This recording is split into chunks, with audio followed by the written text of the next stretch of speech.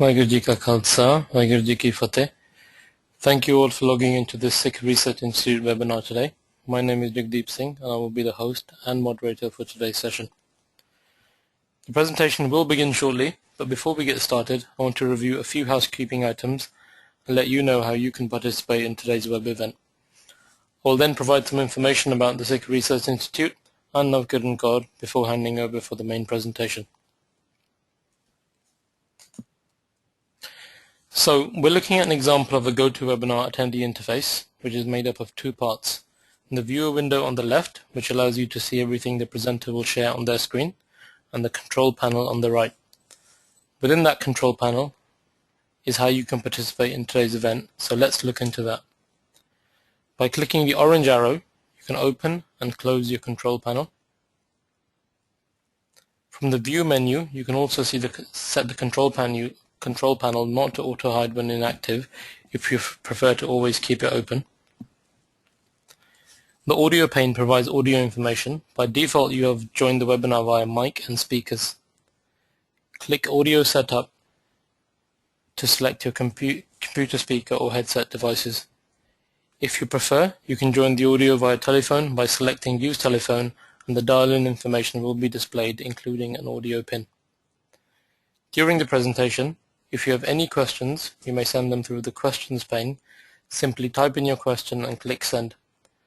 Navkiran Kaur will be answering all questions during the Q&A session at the end of the main presentation. As a reminder, today's webinar is being recorded and everyone will receive an email within 7 days with a link to review a recording of today's event. If for any reason you experience any technical difficulties during the session and you can't see the main presentation, for example, then please do not hesitate to contact me via the chat panel. If you lose your internet connection or if you have to restart the computer during the session, then you can easily rejoin by clicking on the URL that was included in your original registration email. Finally, at the end of this presentation, I will launch a testimonial and feedback window and would appreciate if you could take a few moments to provide your feedback and comments on how this session went and on how we can improve future sessions. So, before we begin, let me share a bit about the Sikh Research Institute, or SikhRI. Over the last 7 years, SikhRI has focused on community development through a number of programs. It has a leadership program developing visionaries, which has trained 3,000 people worldwide so far. Educational seminars stopping misinformation have reached 300,000 people globally. And K-12 services teaching values and language skills have served 41 schools, 500 teachers and 1,700 students. Today's webinar is free of charge for all students, but not for SikhRI. If you get value out of today's session, I strongly urge you to consider donating through the website at www.sikhri.org. Let us begin our session today. Your presenter will be Navkiran Kaur. Navkiran Kaur Khalra is the daughter of Sardar Jaswant Singh Khalra. She is currently a graduate student studying electrical engineering in the United States. She has been a vocal activist for furthering her father's legacy to confront impunity in India. She continues to work first-hand with different stakeholders in the current struggle for justice. Now I'd like to pass it over to Navkiran Kaur to begin today's presentation.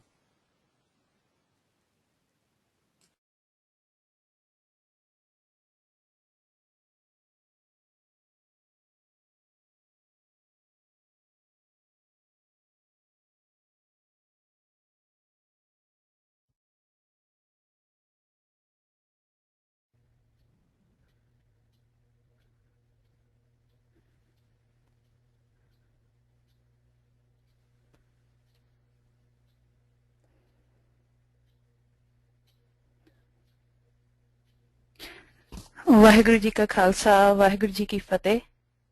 Am I audible to everyone? Hanji. Jagdeep Singh. Hanji, we can hear you okay.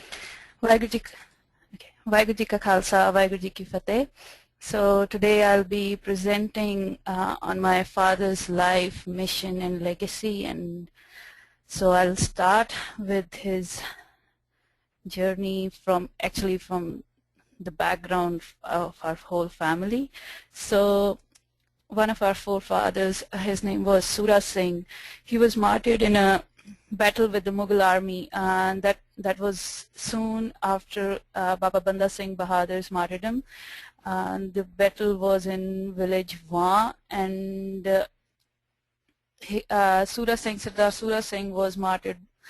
In Punjabi we say that ਤੀਰਾਂ ਨਾਲ ਵਿੰਨ ਕੇ ਸ਼ਹੀਦ ਕੀਤਾ ਸੀ, and most of the Tadi Jathas in Punjab, when they sing the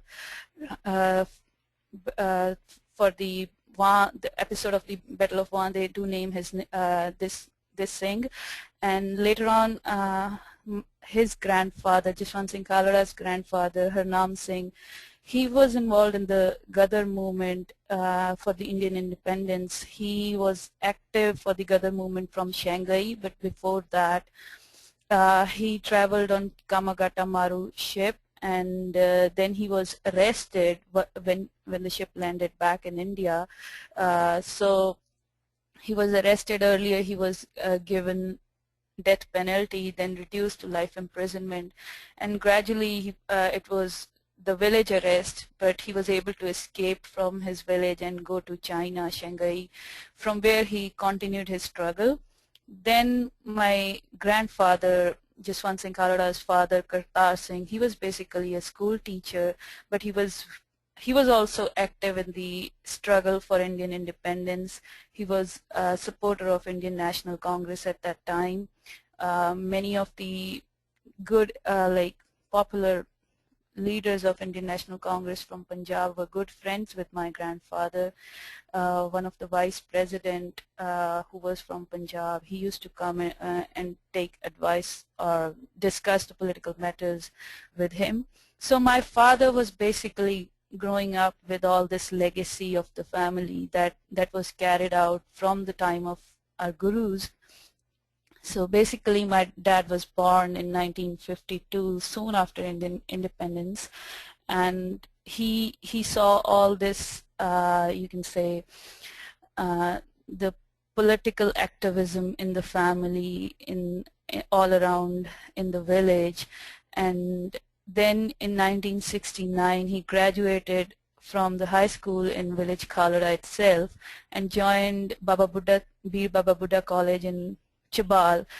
At that time the family was, he belonged to a average middle class family, so his father, my father had, there were 9 siblings, so to manage the budget of the family, so he decided not to take the hostel and come back home. But during those days he started his activism as a member of a student union. He later on led that student union in 1972.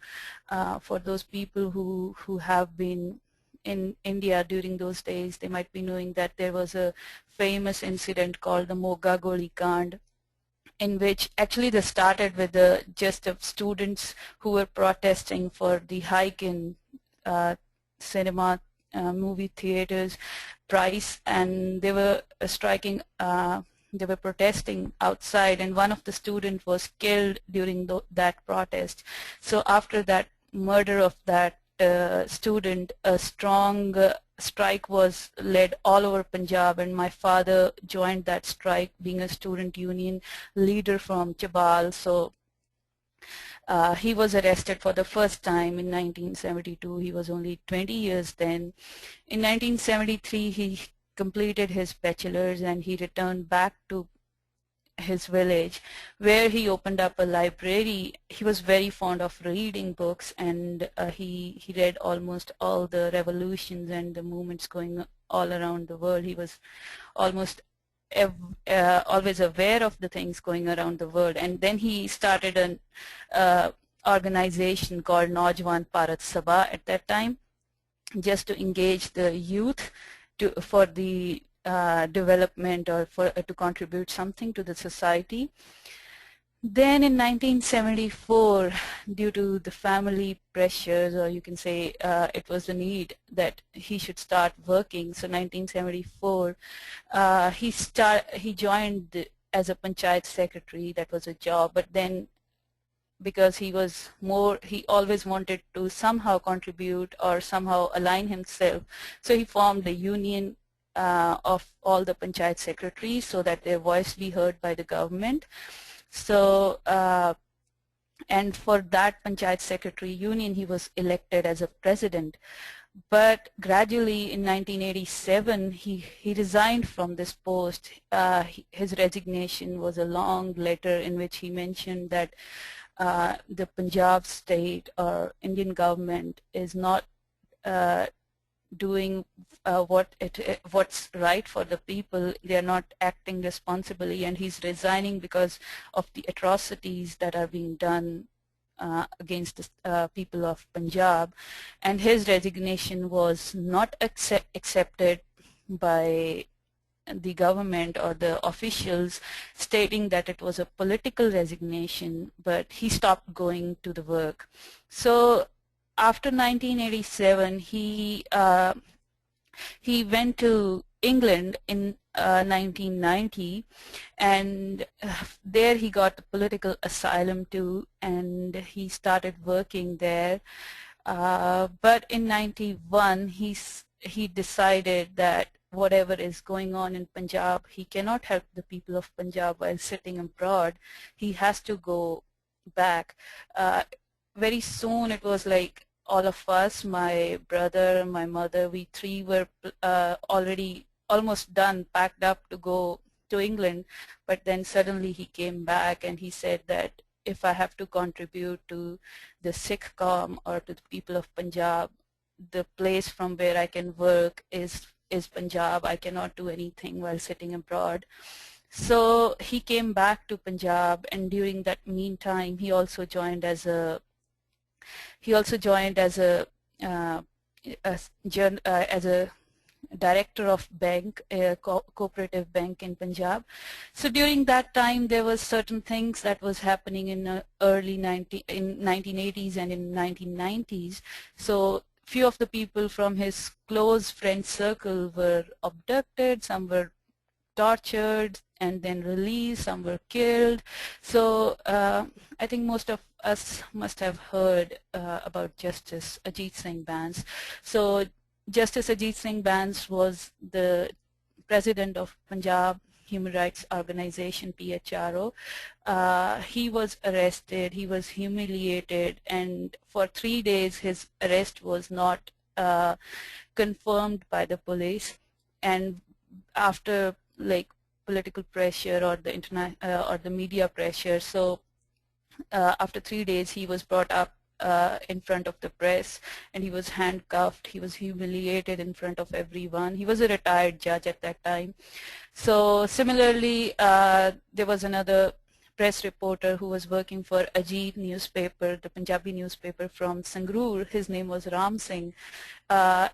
He was picked up from his house. He was a secretary of PHRO, and he was never seen after that. And so all these things were happening in 1992, late 91, and maybe 93 too. So in 92, Param Sitandarjit Singh, he was a student of Guru Nanak Dev University. He was picked up from the university campus, brought up back by, tortured and brought back to the campus to identify all the other sympathizers of the Sikh armed struggle, and even those other fellow students were picked up. He was never seen after that. Then there was arrest of PHRO Secretary Malvinder Singh Mali. He was tortured and he was paralyzed, but he was released after that. And Malvinder Singh Mali was a close associate of my father. They had worked even before. So while the Punjab state or Punjab police was claiming that they were killing or they were just targeting the militants or the so-called, they call them terrorists. So during that time, my father was observing that even those people who were working for human rights organization, they were also not being spared. Another person called Jagwinder Singh, he was a lawyer and he used to work for the the Sikhs who were disappeared. He used to file the cases who were in the courts, and he was picked up from his house in Kapurthala, and he was never seen. Another lawyer, Kulwant Singh from Ropar, he was killed along with his wife and a 3-year-old child. They were all dumped into a canal. They showed it as an accident, but it was a planned murder, just because they were taking up the cases for human rights violations in Punjab. So, observing all this, my father started collecting the evidences, or he was noting whatever is going on in the media, although we all know that at that time the Indian media was not showing the real truth. It was under the government control. So, but still there was some news that he could link to, that how the state is violating the human rights of the people of Punjab. So, according to the police figures, that was these all things were published in the newspapers. So in '93, security forces, they admitted that we have killed 2,119 militants in 1 year, '92.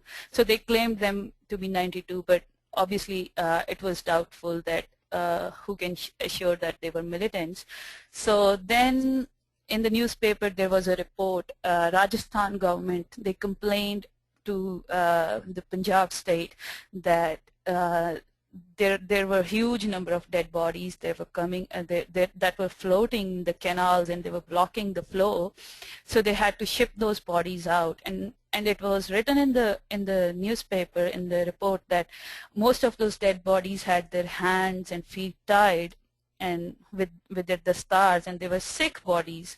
And surprisingly, when they say if those Sikhs died in encounters, then why were their heads and feet tied? So obviously too many bodies were dumped into canals, rivers, and most of the rivers from Punjab do flow to Rajasthan. So this report was there in the newspapers. So in middle of 1994, as I earlier mentioned, that my father had started working as a director of a bank in Punjab. So one of his friend, Dara Singh, he was abducted, and since being a friend, my father decided to follow up the case, and he went to the cremation ground of Durgyana Mandir, and he talked to the people working over there very casually. He just asked them that my friend so and so, his from so and so village, was abducted. So do you guys have any knowledge that if his dead body was brought up here, because we were informed by someone that he's killed and he was cremated here last evening or maybe this morning. So those people who were working there, they said that we don't know who and from where the people who are brought here for the cremations, who they are. So, but because it's sometimes 1 or 2 dead bodies a day, sometimes it's a truck full of dead bodies, and they are mostly 99% they are Sikhs, and their ages are amongst 16 to 35, 40, maybe there are a few elderly people too. So we cannot tell you that if your friend was brought up here, but maybe you can get some information from the log register. So since the police had claimed, because they had to cremate those dead bodies, so obviously they had to say that these dead bodies were unidentified, they have not been claimed by anyone, so the government has to cremate them.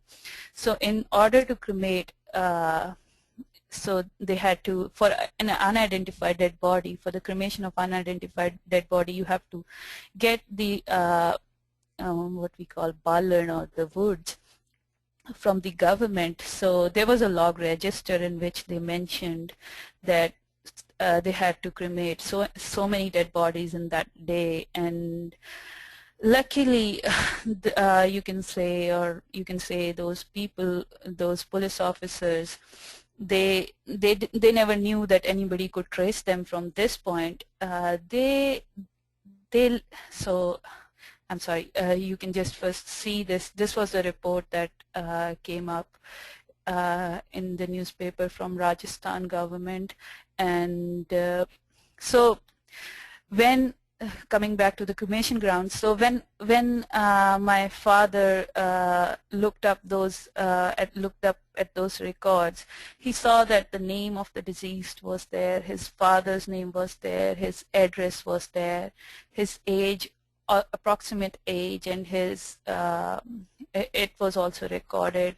So, and it was said that the dead body was unidentified. So my father was surprised that when you know the name, you know the father's name, you know the address, then how can you say that this is unidentified? So somehow their team, my father was working as a human rights group, in the human rights group of Shiromani Akali Dal. At that time it was Sikh sympathizer group, now it's not, but anyways, so he was a general secretary of Shiromani Akali Dal. So their whole team, they were able to get out that record from the cremation ground. They were able to make out the copies, and so they went to the 3 cremation grounds of Amritsar, Amritsar district. So it was Durgyana Mandir, one was in Patti, and one was in Tarantaran. So in these 3 districts, they found almost 2,097 dead bodies. Those were either fully identified or partially identified, but there were approximately 6,000 dead bodies. So in those, the remaining dead bodies, there was no record. There was nothing mentioned who they were, how they looked. It was just a number that on so and so date, 20 dead bodies were brought, and we had no knowledge from where they were brought, who brought them, and how they were killed, where they were killed, where they were arrested. So 2097, the list of 2097 dead bodies, that was clearly an evidence showing that the Sikh youth that has been missing since past 7-8 years, since 1984, maybe even few of them before. So where those missing sons of Punjab had actually gone. So this was the last destination where they were sent by the state of India, by the state of Punjab. And then after sneaking out, after getting that record out, my father started publishing few reports. He started approaching few families and asked them to file complaints in High Court, Punjab and Haryana High Court, and then he started, he knew that press or the media could be of some help. So he started publishing reports in Punjabi media. Obviously, the national media was not catching up these reports those days, but Punjabi media, there were reports of the fake encounters, the disappearances of the Sikh youth. So a debate started between the then Director General of Police, KPS Gill, and Jaswant Singh Khalra through the press. So my father got a message, and KPS Gill stated that if I have to answer someday for the disappearances of 25,000, I would be happy to explain 25,001.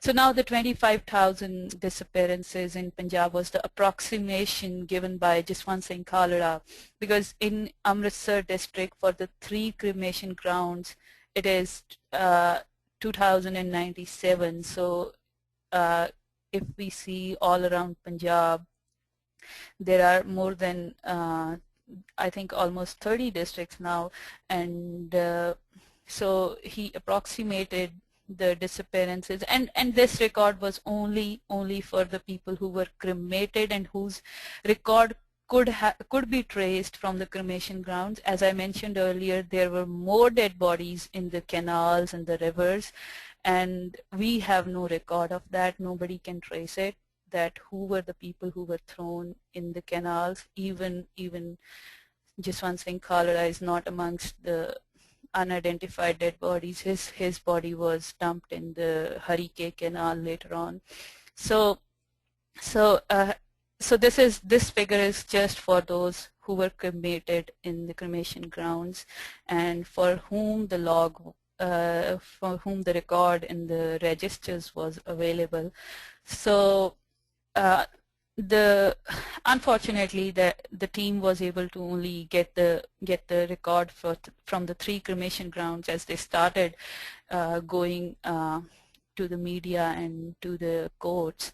So KPS Gill denied the charges all the time. This is one of the newspaper. You can see the date is January 19th, 95. So all this fierce battle or the debate started in early 95 and eventually led to the disappearance of Jaswant Singh Khalra.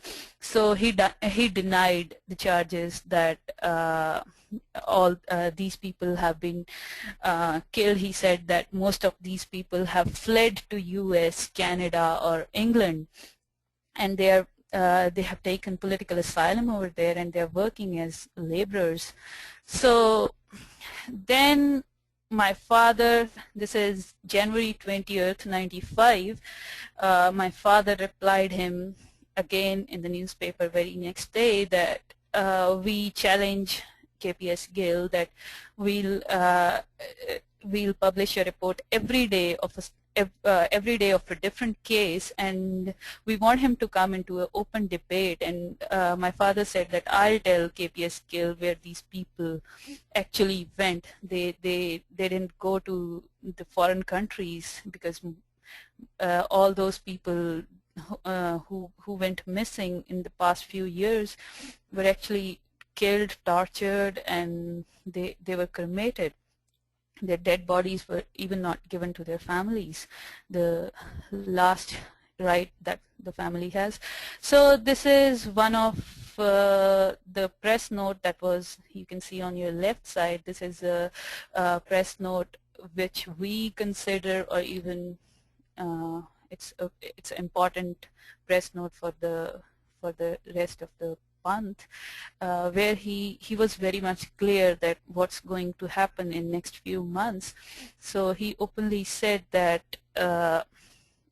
this is in February, he wrote that if the government or the police believes that by killing him they could cover up the matter for those 25,000 disappearances, then they are wrong, because he has already disclosed this matter to the other human rights organizations throughout the Panjab, and some of the team members were actually traveling internationally to discuss it with other human rights groups.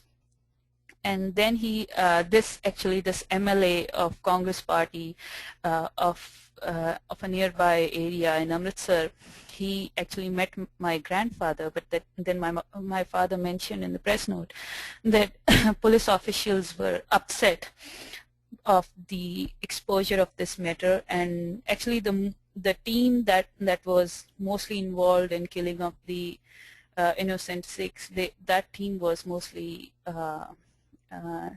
giving the duties in the area of Taran Taran, Ropar, Gurdaspur.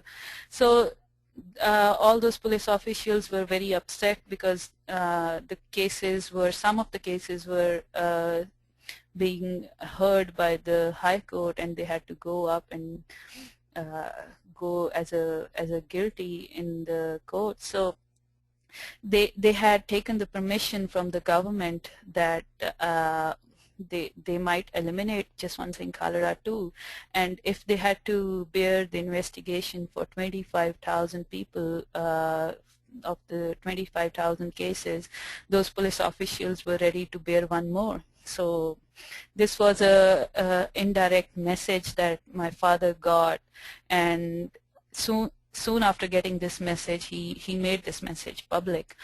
And then he said that he would appeal to all the people who are democracy loving, that if I am killed, if I am disappeared, then do not blame any of the police cop or a lower rank police official, the persons who should be held accountable should be the Chief Minister Byan Singh and the Punjab Police Chief, the DGP KPS Gill. So actually Byan Singh was basically killed on, he was assassinated on August 31st. So now the only person who's alive is KPS Gill, and we are still fighting. We are still in the fighting in the Indian courts to bring him in the case, and no response have been. We haven't had any success in getting him in. So for the security, when he talked that how I should have be secure for the protection, he said he will not go to the court, and he would rather pray to Vaheguru and for the, and ask for the blessing of Sangat for his protection. Mostly when he was asked for applying for the security by his friends, he used to answer that if I have a security guard with me and I go ask people to file the complaints, why would they file the complaints saying that, oh, you have your security guards, what of us? After you leave, police is going to come to our house and pressurize us. Maybe they'll pick us up again and torture us too. So this was one of the reasons that when I'm asking people to fight, then why am I running from that fight? So then he also made an appeal to the police officers. He said that it's not because of the hatred against the police officer.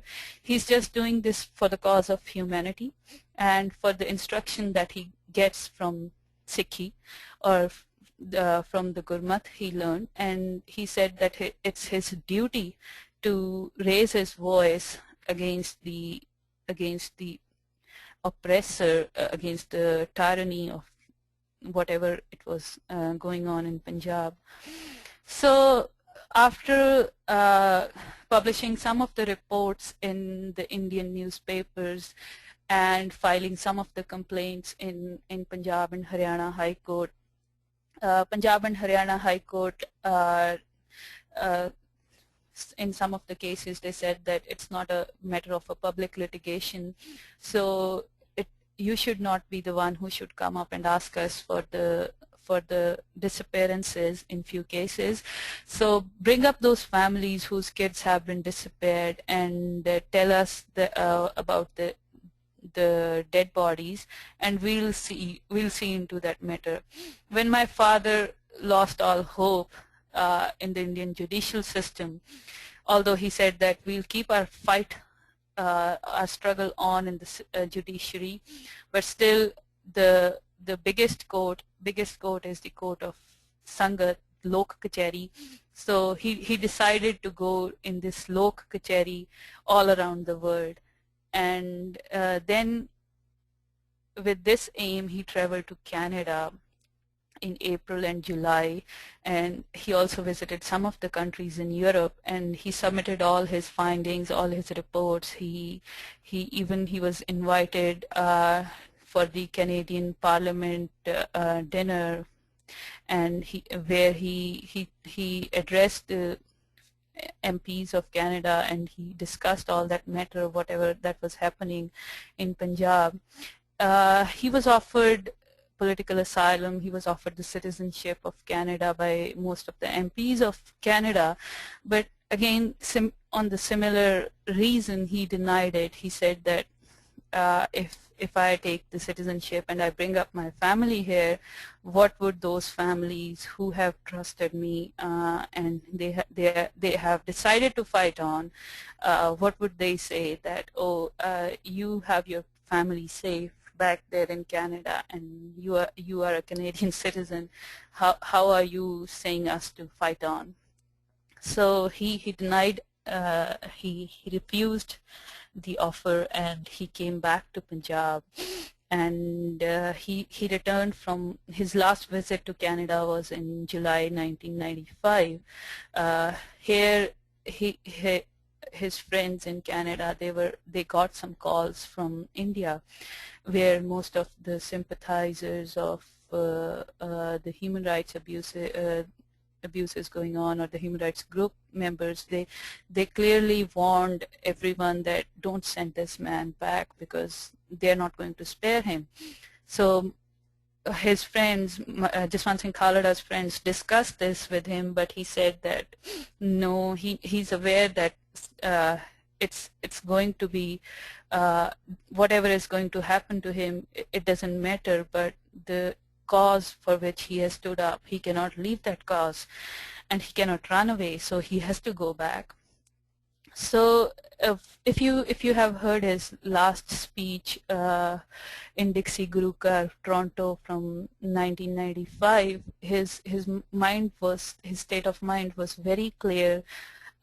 He said that in one of his fable, the story he discusses, even the title of today's presentation is "I Challenge the Darkness."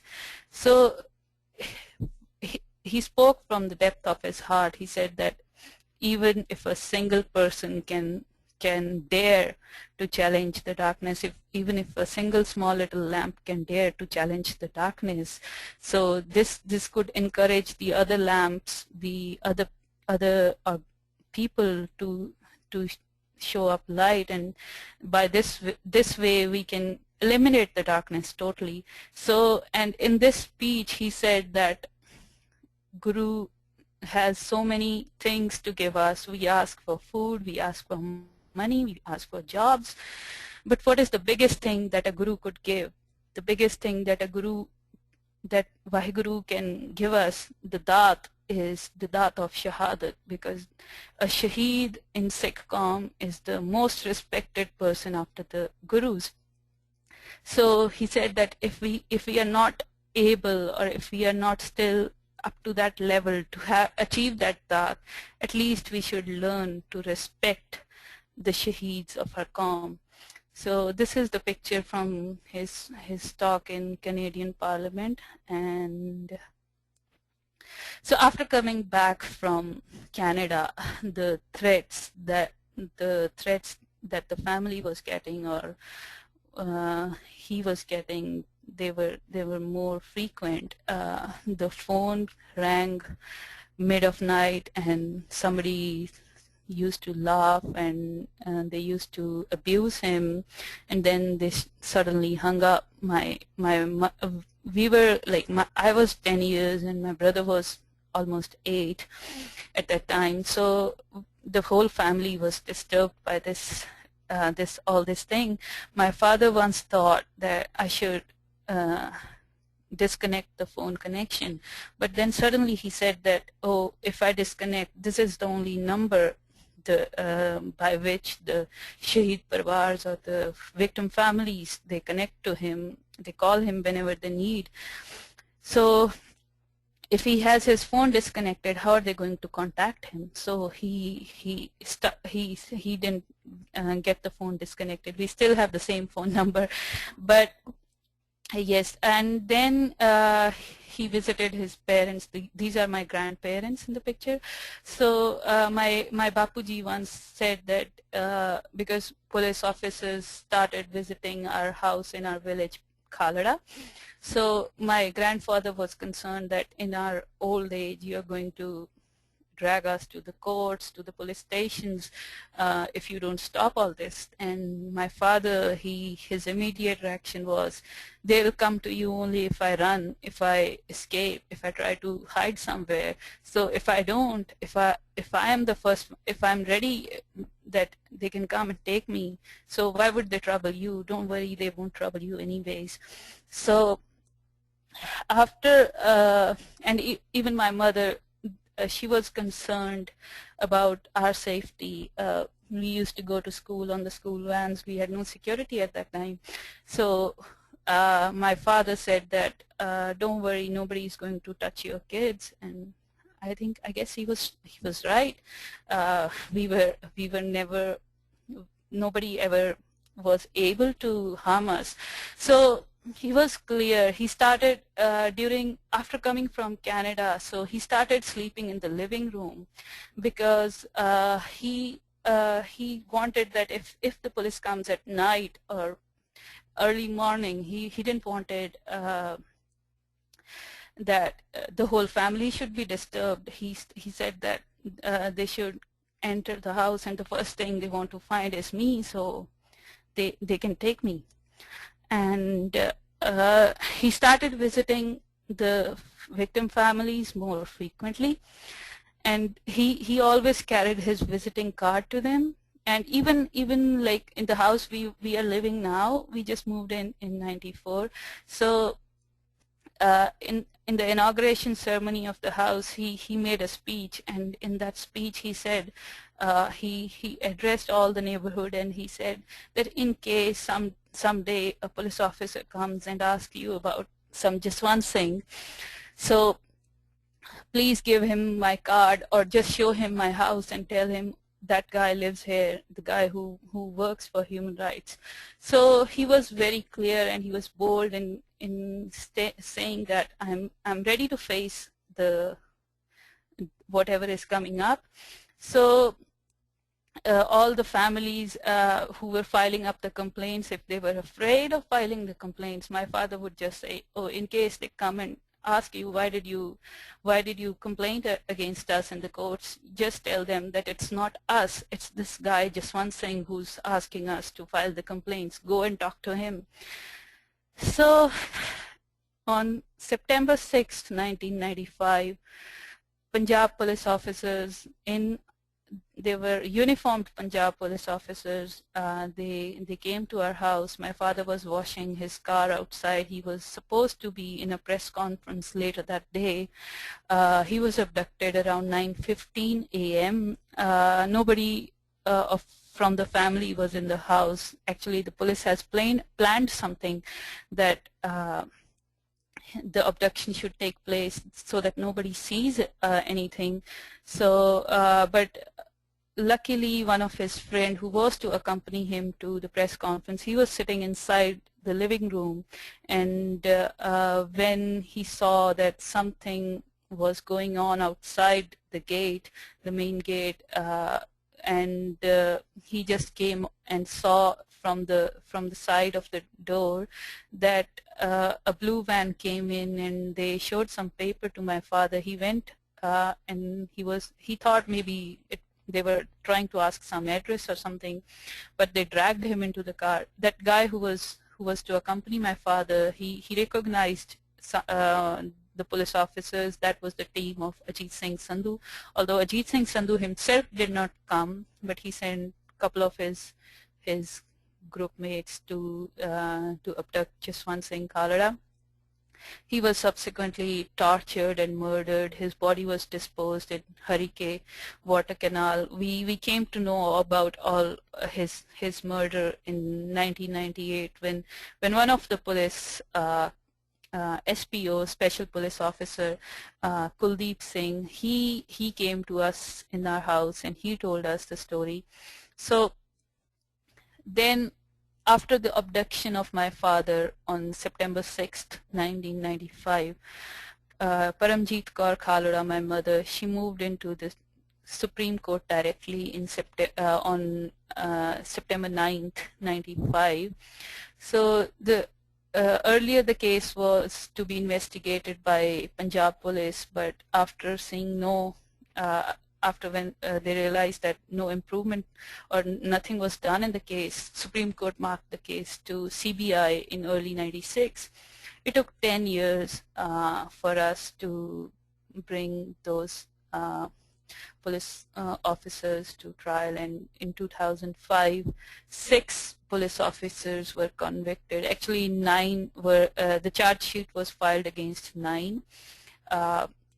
DSP Jaspal Singh and Amarjit Singh, they were sentenced for life imprisonment, and the others were given 7 years of rigorous imprisonment. They all were to pay the fine of 5,000. So this was the session court, the CBI court in Patiala in 2005. Later the case moved to Punjab and Haryana High Court, and in 2007 Punjab and Haryana High Court upheld the convictions, and the sentences were enhanced from 7 years to life imprisonment, but one of the officer, ASI Amarjeet Singh, was acquitted. So Jaspal Singh and Amarjeet, they were found guilty of murder, destroying the evidences. SHO Satnam Singh, Surendrapal Singh, Jasbir Singh, and Prithipal Singh were found guilty of kidnapping and intent to murder and hatching the conspiracy.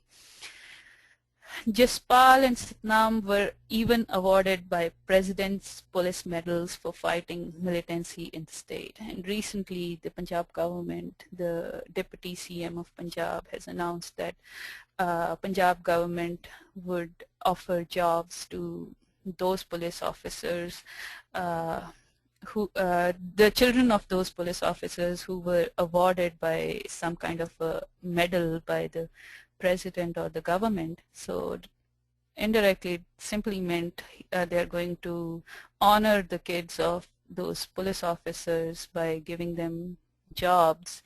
Actually those who killed Jaswant Singh Khalra, and not only Jaswant Singh Khalra, who were actually directly or indirectly involved in the murder of 25,000 Sikhs in Punjab during that time. So these are some of the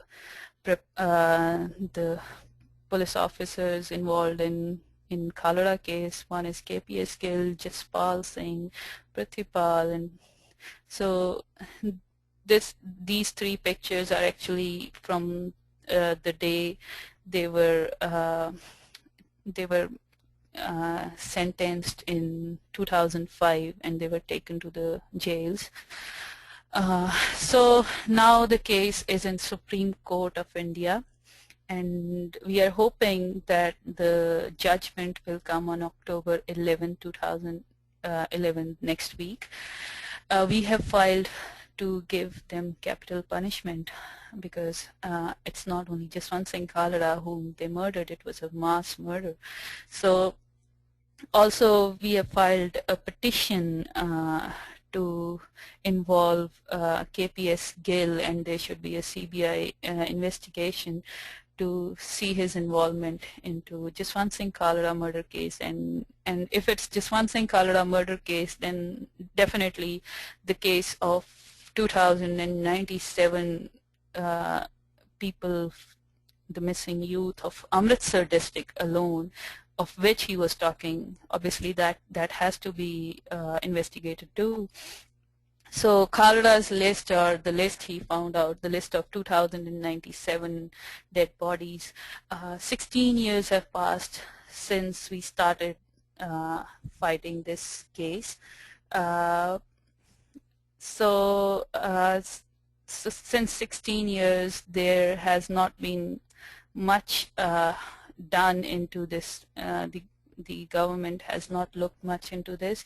The case was marked to National Human Rights Commission by the Supreme Court in '96 itself to compensate those families, and till now, after 16 years, almost 1,700 people were compensated with $4,000. Some families were even compensated less, and some were around 4,500 per body. So, but the judicial system is, or the courts in India, they are not ready to have a similar kind of investigation or compensation for the other districts of Amritsar, of Punjab, Gurdaspur, Ropar, even many other, Hoshiarpur. They have the similar kinds of disappearances and cremations. CBI, the team that was investigating the case, they sealed all the record of the cremation ground, so it's not available to any of the investigating agencies or independent groups, those who want to work in Punjab. So the case is still pending in National Human Rights Commission, and since the number was 2,097, so they are still investigating few of the remaining cases. That's, I think, the end of my presentation. I would like to have any questions if there are any. Do we have a couple of questions so far? So the first question comes from Rakveer Kak, and it's in relation to the evidence that Sardar Jaswant Singh was collecting, and his question is, was it not possible to record video evidence of the cremation grounds and pass to national news media with paper evidence? Basically, if I'm talking about 94, 95, video documentation was not that common that time in Punjab, and even there are few of the documentaries, Mr. Navkiran Kumar. If you just Google disappearances in Punjab, or even I can send some links. There were some documentaries were made immediately after the disappearance of Jaswant Singh Khalra. Navkiran Kumar and other human rights groups, they were working in Punjab, and luckily, if you see that documentary. So you can see Jaswant Singh Khalra in that documentary. So it was started when he was investigating. You can see him with Mr. Kumar and other Mr. Jaspal Singh Tillo and other human rights group members in the cremation grounds, and you can even listen to the worker in the cremation ground who actually shows a unidentified body of a Sikh being cremated, and it's still there. So they started making it, but definitely in 95, if you imagine Punjab, so it was not that easy to have video documentation at that time. But later on, I think it was more of a responsibility of the Panth on the whole, community on the whole. It's to have some documentation. Insaf and other human rights groups are doing some of the stuff. But yes, it's not the amount that should have been done. Thank you, Ji. The next question we have is from Vivek Singh, and the question is Akali Dal's human rights wing still supporting such cases in Punjab? Not at all. Actually, Jaswant Singh Khalra was with Shiromani Akali Dal human rights group, but he was abducted in 95, and in 97, our family and all the friends of Jaswant Singh Khalra, we actively supported Mr. Badal and his party in the elections because it was in his election manifesto that he would bring to justice all those who were affected by the human rights abuses in Punjab, and that was the main agenda for the Shiromani Akali Dal. And soon after the elections, when Mr. Prakash Singh Badal came into power, he became the chief minister. My mother and few of the other members of Khalra Mission organization, at that time it was called Khalra Action Committee. So they visited Mr. Prakash Singh Badal, and the reply that my mother got was, "Ki forget it and focus on your kids." He said, "Phul jo hun jo kuch piche beetya ya te apne bacche padhao tusi." After listening to that, we never looked back at him. We never hoped for anything. Rather, instead of supporting us, Mr. Badal or any of the Punjab government, whoever was in power, they have provided legal help. Their lawyers were paid by the state government. Mr. Badal, most of the time Mr. Badal was the chief minister, so all the litigation expenses and the expenses for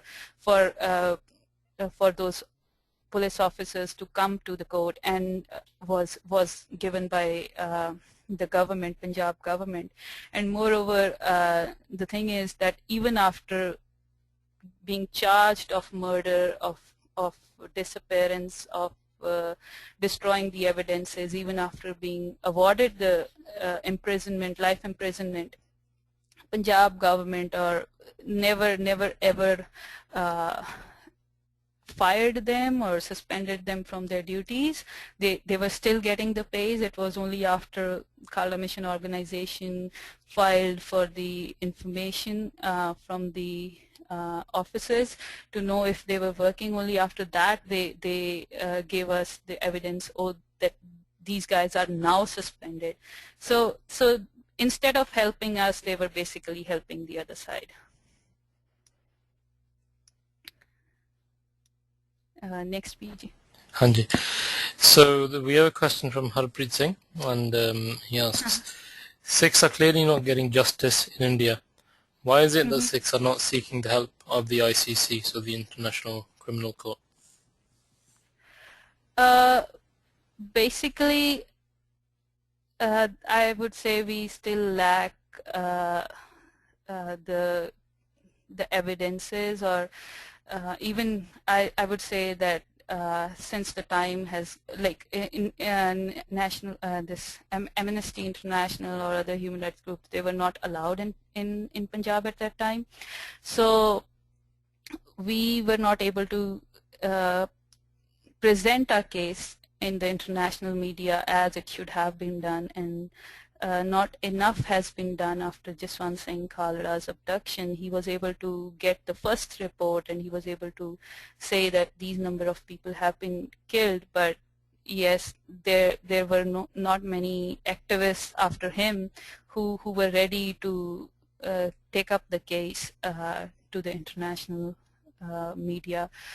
There are some groups, they have been working, but it's not easy to work in Punjab. Still those people, even if it's Insaf or other independent lawyers who are working in Punjab, they still face threats. They are still harassed. So it's not easy process to bring the things out from there. Next. Okay, so we have a question from Amrik Pamra. Next. Hanji, sorry, can you hear me? Hanji, we have a question from Amrik Pamra, and the question, I suppose, is in relation to the figures that were quoted earlier in terms of the number of cases that Sardar Jaswant Singh Khalra documented. And the question is that Amrik Pamra says, I've also heard that an estimate number of disappearances in the entire Punjab was closer to 150,000. Do you know if this is true? So basically, if I just go by my father's speech in Canada, so he said कि दुनिया दे पढ़े लिखे लोग अंदाजे they don't believe that it's 1 million or it's 10 million ਜਦੋਂ ਆਪਾਂ ਕਹਿ ਦਿੰਦੇ ਆ, so they need proof. So his approximation or his report was based on the proof he had.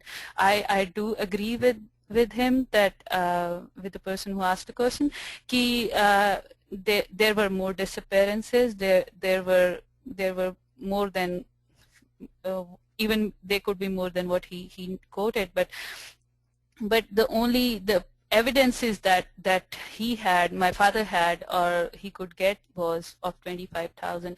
And secondly, this I will repeat again, the 25,000 were the people, only those who were cremated, who were brought to the cremation grounds, and these are not the people who were dumped into the canals, or even those people whose dead bodies were returned to their families. There were thousands of people who were killed, tortured, and the police officers were so bold that they killed the person and they told the families, okay, take your son home now. So we cannot count them. So the case we are still fighting in the courts of India, that's not that why did you killed our sons, that's why didn't you give the dead bodies back. So it's just the one thing, that why weren't the dead bodies given to the families. So I think that's the main thing, that Jaswant Singh Khalra investigated only in those cases which were cremated. He was only in his beginning stage, I would say. It was the starting point when he could only find out the evidences from the cremation grounds.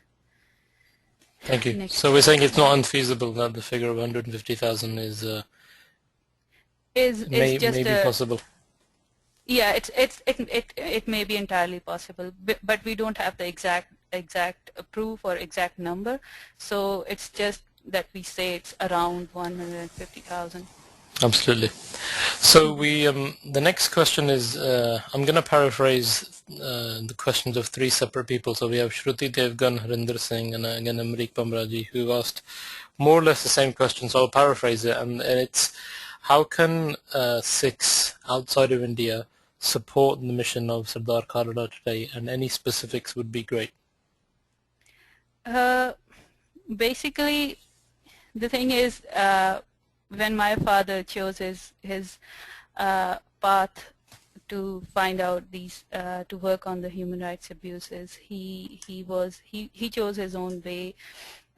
So it's all on us how we get the message from the Guru, how we can contribute. But on the other way, whatever has happened in Punjab in the last 50 years, we definitely need to pass the history to our next generation. We need to discuss it.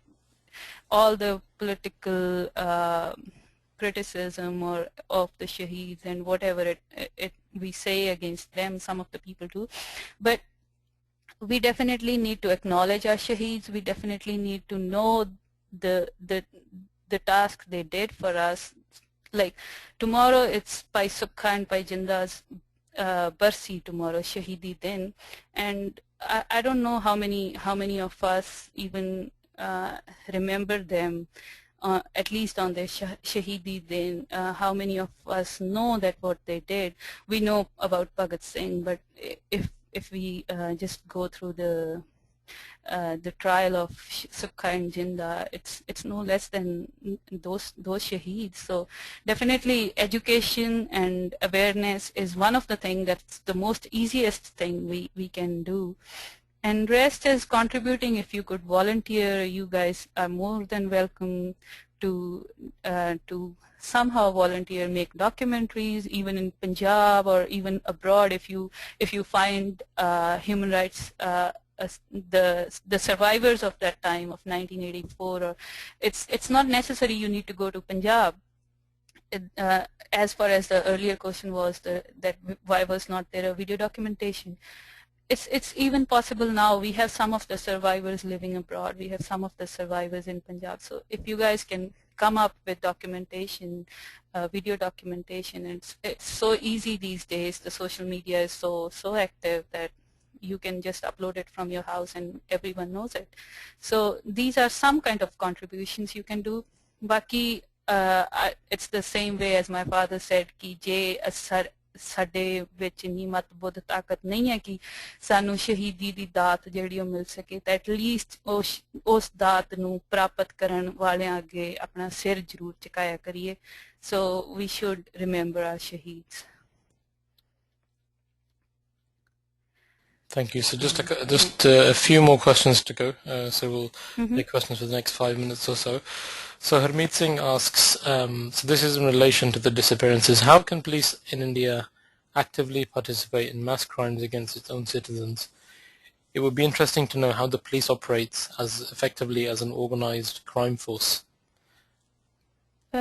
So basically, it's the whole structure of the police over there. If you see, if your higher officer, if the police officers say, oh, if you have so many police encounters, you'll get a promotion, you'll get this much of money, or you'll be getting a president award, then after that, who cares? They when you are in the race for your job, for the money, so they do that. And interestingly, in the NHRC case, the National Human Rights case of the 2097 disappeared, the lawyer from Panjab state, he said that these people were state enemies. It's interesting to note that how can you address your own people, the people of your own country, you say they are state enemies. I mean, the enemy agents, actually the word was enemy agents. So enemy agent is a term used for even like for a person from a different country. So if it was a war against its own people, and it didn't stop. If some people say that, oh, forget about 1984, but 1984 has not stopped. Maybe that bullet, that you can say killings of those, the mass killings have stopped, but still the terror is still in the minds of people in Punjab, and in the same pattern that the state of Punjab adopted for in Punjab for killing the Sikhs, that same pattern was adopted in Jammu Kashmir, in Assam, in Uttaranchal, in all the Naxal affected areas in southern Punjab. So it was actually an experiment in first experiment that they did in Punjab. So since we were not able to put up our cases, the other states are now suffering. And the other thing is, since the others did not speak up when the Sikhs were being butchered, so the same thing started happening in their own states. So, but being a Sikh, being a Khalsa, if we say that Khalsa sari duniya de manukhi haqqan di rakhi li karan li banaya si, so we definitely need to speak up for those people also. Whatever happened to us is now happening all over India. It's going on large scales in Jammu Kashmir. Recently they found out mass graves in Jammu Kashmir. And even in Punjab, it doesn't pop up in the media that much, but if you see this year in March, early March, Pai Sonjit Singh was killed in police custody. He was tortured. He had iron rod in his leg. His leg was fractured earlier, some years back. He was tortured badly. He couldn't even stand up. And the police claimed that, oh, he committed suicide by hanging himself on with the fan up on the roof. And interestingly, when the person who even can stand up after that much torture, how can he climb up the chair and hang himself up? So it's not just the numbers that matters. It's still going on. It was this March. Last year, at the end of the last year, it was Shaminder Singh Shera who was killed by the police. He was even assured security by the High Court of Punjab. His case was at the High Court. He was not guilty. He was the High Court said that he's innocent, but still he was killed later, and no justice was being done. It's still continuing. So I would say that it's the state, it's the Indian state that does not consider its citizen as its own citizen. It's it's ready to consider them as enemy agents. So what can you expect from them? Yeah. Thank you. Next, so this is the last question, and I appreciate there's a sense of sensitivity for this question. So please feel free to pass on the question if you would so wish. But one of the questions has come is, were you ever able to recover the remains of Sardar Jaswant Singh Khalra? No, we didn't see him after September 6th, 95. Our family had no knowledge where he was. We used to have, like, some people, even after his abduction, we used to get some random calls, and somebody would just call, and my mother, if she answered the call, and somebody would just laugh and say, oh, we killed him. And then we had, like, I think it was Guru's blessing that we were strong enough to come up with that time. And sometimes randomly people would say, even sometimes we even got a call saying that, oh, I'm Jaswant Singh speaking, I'm in this police station. But definitely we knew his voice, and there were some of the people who came to our house, oh, he was seen in this police station. We tried to follow up those police stations, but none of our family members or his friends ever saw him again. In 1998, there was a special police officer named Kuldeep Singh. He was the bodyguard of one of the police officers who are in jail at this time. So he came up to us, and he narrated the story of my father's death. He said that it was in Chibal police station where he was tortured. He was then put up in the car, and he was then taken to to a farmhouse of Ajit Singh Sandhu, and where he met KPS Gill.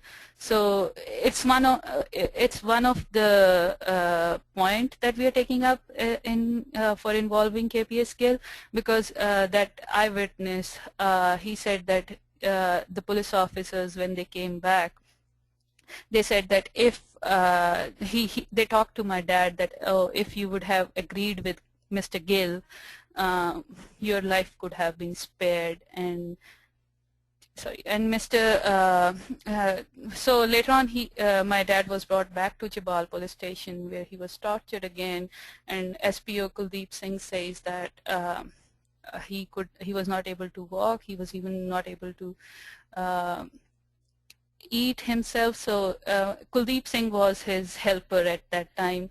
So when he went to fetch out some water, he heard some shots, and when he came back, he saw that my father was dead on the floor, and he was then packed up in a bag, and all the police officers took the body to Harike Canal. It's not much, it's almost 30 to 40 kilometers distance from Jabal. So his body was dumped in one of the canals, and those police officers, they partied after doing that. They drank and they shouted. So this was what he came up with, 98. So after 98, the case was then fought. Instead of just abduction, it was converted to a murder case. So yes. So basically the answer was no, none of us was aware where he was or how he was kept. It was only from the eyewitnesses after they came up. Next. Thank you. So that's the end of the questions, and so we're very close to concluding the session. But before I conclude on behalf of the Institute, is there anything you would like to, any final few words you would like to say to all the attendees we have today? I would just say that being a daughter of Shaheed, I'm very proud of what my father did, and there's nothing that me or my family and many of the Shaheed families, we are not looking for the sympathies. We're not looking up for any kind of charities. We want that the Shaheeds are not personal, they are not for the family. Shaheed parwaran de nahi hunde, Shaheed qaum de hunde. So as much it is my responsibility to talk about the abuses in Punjab, it's the similar kind of responsibility you all have. So if Jaswant Singh Khalra he's more than, because he's just not a father now, he's a Shaheed. So it's overall responsibility of the whole Panth, of us, of all the next generation, even the generation that is of his age. We all have the same responsibility to spread his message, to keep that lamp lit, to keep challenging the darkness, that we will not forget, and we cannot move on unless and until the guilty are brought to justice, and we are not, it's not the monetary compensation, we don't look for the money, but unless and until you acknowledge that such and such incidents happened in Punjab, and and not only the cases in Amritsar should be investigated, it should be the complete investigation in all over Punjab and even outside Punjab of the victims of 1984 Sikh massacre all around India. So this is one of my requests, and the second is, do remember your Shaheeds, and do remember them on their Shaheedi days. Sukha Jinda, Bhai Sukha Jinda's Shaheedi day is tomorrow, so I certainly suggest that do pay your tribute to them somehow. So that's it. Thank you so much. Vaheguru Ji Ka Khalsa, Vaheguru Ji Ki Fateh. Thank you very much, Benji, both personally and on behalf of the Institute. And I'm not going to summarize what you said, but I think the key take-home message that you just said towards the end is our responsibility is to keep challenging the darkness. And the hope is that everybody takes that message home today. So that's the Yes. conclusion of this webinar today. And again, once again, we would like to thank Panji Navkiran Kaur for both the insight and conveying the inspiration of Sardar Jaswant Singh Khalra and his mission. So before I end this, I'm about to end the session now, and that will launch a feedback survey for everyone to fill in. And if you could just take 30 seconds to a minute to fill that in, that would be very useful for us in terms of learning for our future upcoming sessions. And just to reiterate, this session has been recorded, and a link for this recording will be sent to all the attendees within the next week. Once again, thank you very much for attending, and we would like to see you at our next live webinar. Waheguru Ji Ka Khalsa, Waheguru Ji Ki